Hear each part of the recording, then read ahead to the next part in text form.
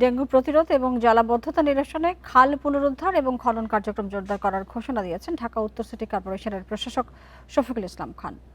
এ সময় দখল করা খালের ওপর অবৈধ স্থাপনা উচ্ছেদ এবং বাসিন্দাদের পুনর্বাসনের কথা জানান তিনি। সোমবার সকালে মিরপুর প্যারিস খাল পরিষ্কার পরিচ্ছন্নতা অভিযান উদ্বোধনের সময় তিনি জানান, পরিকল্পিতভাবে খাল সংস্কার ও খননের উদ্যোগ নেওয়া হয়েছে। উত্তর সিটি কর্পোরেশনের প্রশাসক বলেন, একটি সুন্দর ও কার্যকর খাল ব্যবস্থা গড়ে তুললে জলাবদ্ধতা কমবে, পাশাপাশি হাঁটা চলার উপযোগী পরিবেশ তৈরি হবে।